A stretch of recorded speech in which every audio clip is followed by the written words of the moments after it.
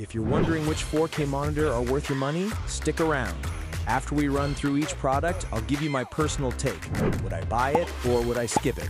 No fluff, just my honest opinion. Let's get into it. Samsung S80 UA. This thing's got colors that'll make your eyes pop, and the USB-C connection is a godsend for decluttering your desk. But it's got no speakers, and the 60 Hz refresh rate means gamers should probably look elsewhere. Seriously, the colors are so vibrant they make real life look kind of dull, but trying to game on this is like trying to win a drag race with a unicycle. Would I buy it?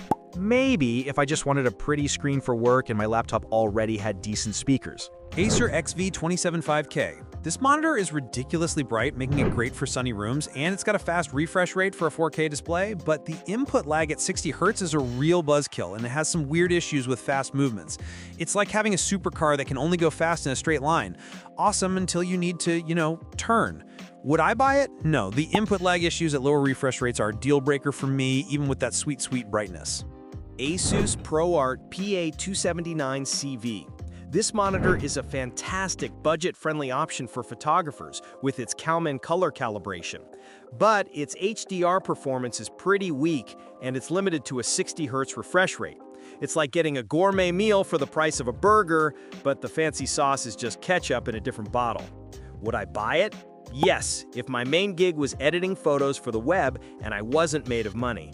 Asus XG27 UCDMG.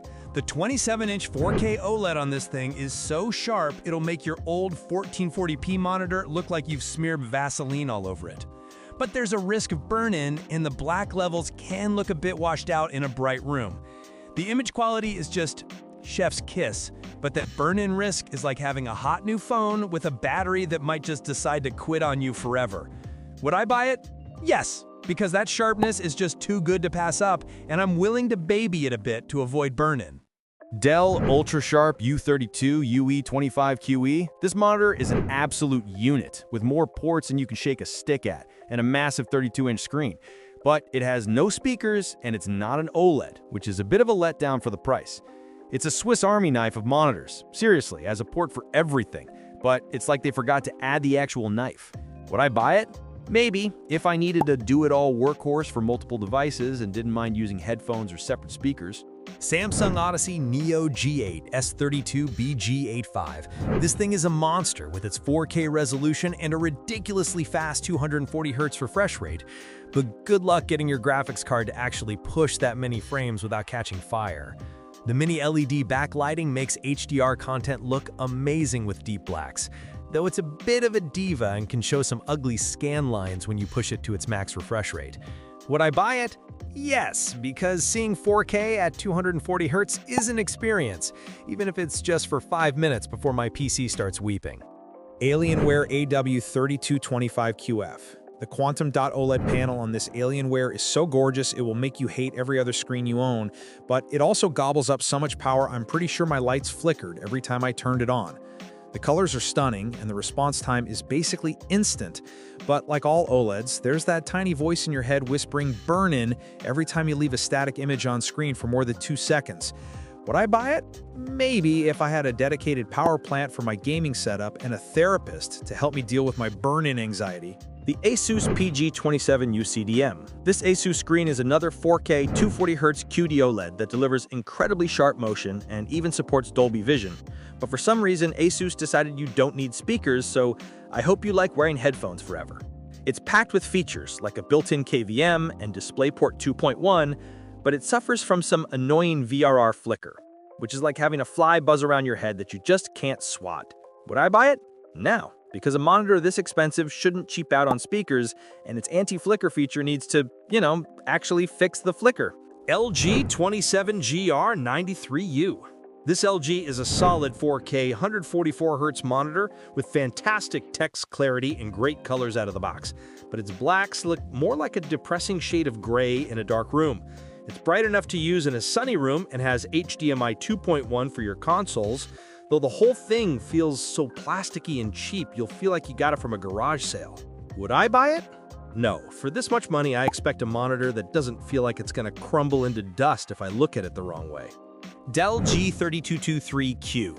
Dell's G32223Q is the ultimate jack of all trades. A great 32-inch 4K 144Hz screen for both getting work done and then gaming. But it's not the master of anything and has some noticeable motion blur. The color accuracy is fantastic without any calibration, and it's a great do-it-all option.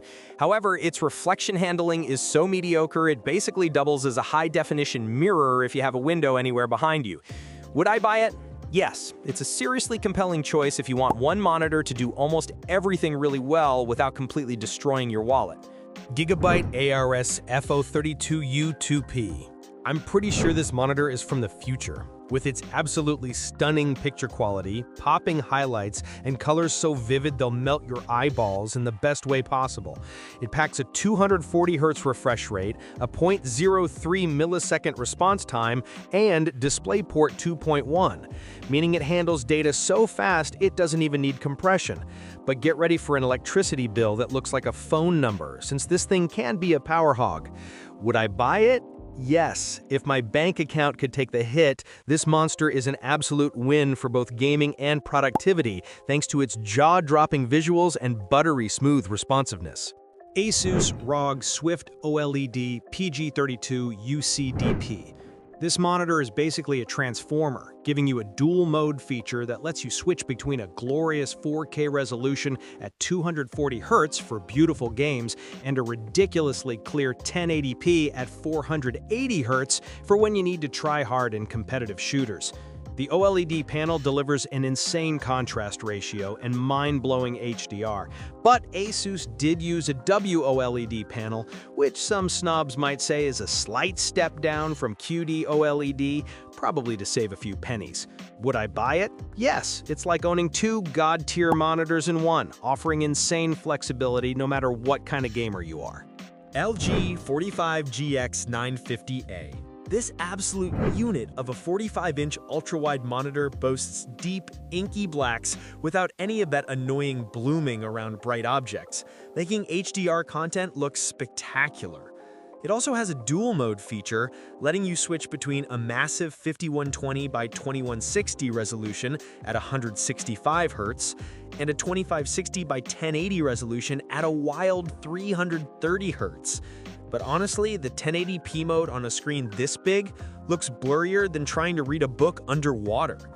Would I buy it? Maybe, if I only gamed on PC and wanted a screen so ridiculously huge it could double as a TV, but that blurry low-resolution mode is a serious drawback. BenQ PD3225U. This thing is a creator's wet dream, with perfect factory-calibrated color accuracy and slick Mac integration that just works, all on a fancy IPS black panel for some surprisingly deep blacks. But hold on, it's stuck in the dark ages with a 60Hz refresh rate and no adaptive sync, making it a terrible choice for gaming unless you think screen tearing adds character. Would I buy it? No, because I'm here to game, and 60Hz feels like playing on a slideshow from 2010, even if it's a godsend for any of my Creative Pro friends. LG 32GQ750-B. Here we have a solid 32-inch 4K monitor that won't require you to sell a kidney, offering a smooth 165Hz refresh rate that's a fantastic starting point for high refresh rate gaming. The catch is, its HDR performance is pretty lackluster with only 400 nits of brightness, which is like bringing a water pistol to a firefight when you want that true HDR experience. Would I buy it? Yes, if I was on a tight budget and needed a big 4K gaming screen, this is a golden opportunity to get a great immersive experience without breaking the bank. MSI MPG 322URX. This thing is a beast with its QD OLED panel, giving you perfect blacks and colors that pop, plus a ridiculous 240Hz refresh rate at 4K, for gaming so smooth it feels like cheating. Honestly though, it costs a pretty penny, and its 32-inch screen is so big you might need a new desk. Plus, some of the so-called AI features are more annoying than my neighbor's yappy dog. Would I buy it? Yes, if my wallet wasn't crying and I had a desk the size of an aircraft carrier, because the picture quality is just that damn good. Cooler Master Tempest GP27U. I'm looking at the Tempest GP27U, and the picture is absolutely stunning. The mini LED backlight with 576 dimming zones makes colors super vivid, and the contrast is killer for a non-OLED screen. Plus, it's cheaper than a lot of the competition. The catch is you can't use adaptive sync at the full 160Hz refresh rate, which is like having a sports car you can only drive in second gear. Would I buy it? Maybe, because it delivers a fantastic HDR gaming experience for the price, as long as you can put up with that one little annoyance. LG 27G850A. So LG comes in with this 4K 240Hz panel, which is already pretty sweet, but then they add a dual mode that flips it to 1080p at 480Hz, which is so fast you could probably see into the future. But man, the HDR performance is just pathetic. With only 8 local dimming zones, it's like trying to light up a stadium with a single candle, making it a poor experience for an $800 monitor. Would I buy it? No, because that HDR performance is a total joke in 2025 and makes me sad. MSI MPG 274UR DFW E16M. First off, MSI, my dude, you gotta chill with these names. It sounds like a Wi-Fi password. But this monitor seriously delivers with its mini LED display and 1152 dimming zones for some eyeball-blasting HDR highlights. It also has that cool dual mode to switch between 4K at 160Hz for pretty games and 1080p at 320Hz for when you need to get your sweat on. Would I buy it? Yes, this is easily one of the best 27-inch 4K HDR gaming monitors in a long time, finally giving us a great experience without a bunch of firmware headaches. Asus ProArt Display PA279CRV. This ProArt monitor is for all you creative types out there with super accurate colors and text so sharp you could cut yourself, and it actually works perfectly with macOS scaling, which is a rare treat. However, it's locked at a 60Hz refresh rate, and the HDR is basically non-existent, making it feel a little old school compared to all these newfangled OLEDs and mini LEDs. Would I buy it? No, not for gaming. But if my job was to make pretty pictures all day and I didn't care about HDR or high refresh rates, it's a definite maybe. Thanks for watching. I hope this video helped you pick the 4K monitor for you. If you have any questions, drop a comment below. Links to all of these products mentioned in this video will be in the description.